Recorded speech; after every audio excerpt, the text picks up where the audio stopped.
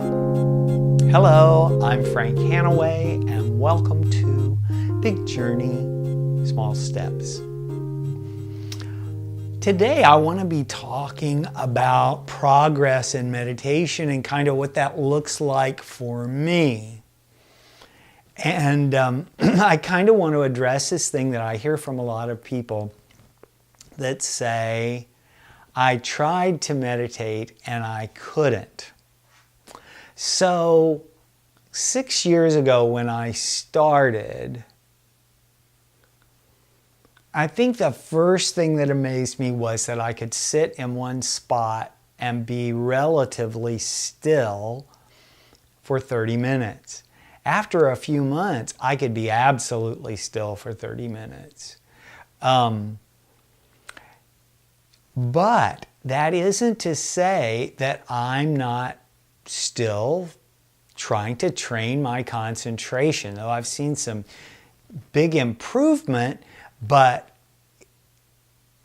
it isn't something that happens overnight. But the cool thing about meditation is that it affects so many areas of your life. And even when you haven't rubbed off the sharp edges yet, to quote the Tao, when you haven't rubbed off the sharp edges yet, you're still so much further along and feeling so much like you're doing something, that you're working towards a goal. And some days it just seems like it will never get there. So when people tell me they can't meditate, I don't know what they have in their idea that's going on in my head. The first year, the first 3 months especially, were really rough. I remember the first week was easier than I thought it would be, but I wasn't really following all the recommendations. For example, I can tell you that the very first time I sat down to meditate, I did the St. Francis prayer 27 times. I don't count things anymore, though. If it's one or two, you kind of know. And I don't repeat passages over and over and over like that, like I did at first. But I remember like checking off. That's a big no-no. I mean, you're supposed to concentrate on the passage, not how many times. And I must have been going relatively fast because it was taking a little bit more than a minute for each repetition.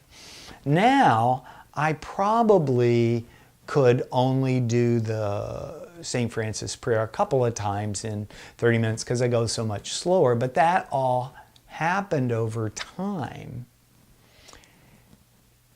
The biggest thing I see is in being able to make the small changes that add up to a fulfilling life.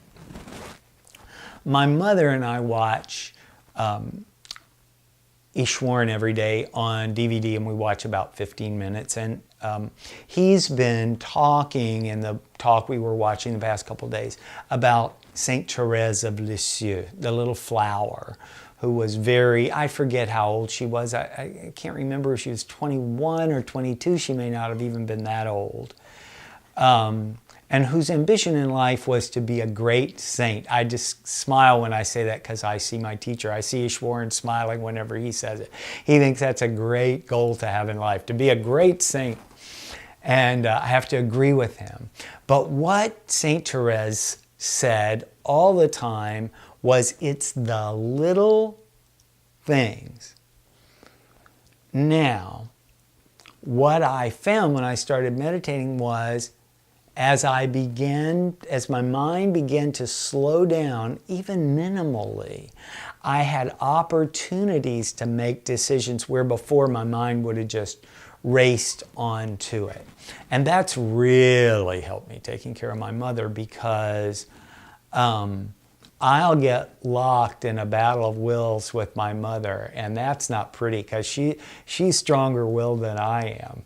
When it was she and my mother, with my mother and my grandmother and my brother, one time the 4 of us took a trip together, and I just collapsed somewhere towards the end because I was trying. They all had to have everything their own way, and it was hysterical. And I got so tired of bending. But Saint Teresa says, Saint Therese, the French pronunciation, Saint Teresa of Lisieux or Saint Therese of Lisieux, she said, every little denial that you make to yourself. So you want chocolate ice cream? Well, even if you had some vanilla instead when you really wanted chocolate, there's some spiritual growth in that because you're taking control of your desires. Did you ever think about where our attractions and aversions come from? Like, what makes one person like sweet potatoes and one person not? It was probably they were having a battle with their parents over eating something, and the kid just looked at it, and then it becomes about the battle you have with your parents, not that object.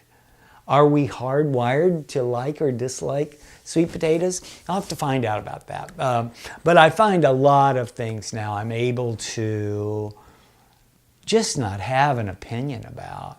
It annoys some people. I have to say, my massage therapist always is like, do you want heat today? And I'm like, whatever you think. And she's like, not having it. Well, do you want it or not? I'm like, I don't care. That's the wrong answer, but I really don't. Sometimes I do care, and then I say those things if I think it's going to help my body, but sometimes I can't make those choices. So I've still got a lot of work to do. I find myself, last week's video was a big breakthrough for me because I just gave up and said, okay, let's let you grieve. Let's console you. Let's do it your way. And I think there's more consolation in the giving up for me than there is in the holding on to my own way. I hope you understood what I talked about today. I hope I was clear. It's difficult sometimes to talk about these things. One of the things we say in meditation is we never really talk about the specifics of what's going on in our meditation. It just isn't a good idea to share that with other people, particularly. And I wasn't sure why, except that as I get farther along, I realized that if I really tried to explain to you what was going on in my brain, I would be giving labels and titles to things that don't need them. So if you weren't confused before and you're confused now, forgive me. Thanks for spending time with me. From the very bottom of my heart, I wish you peace and joy.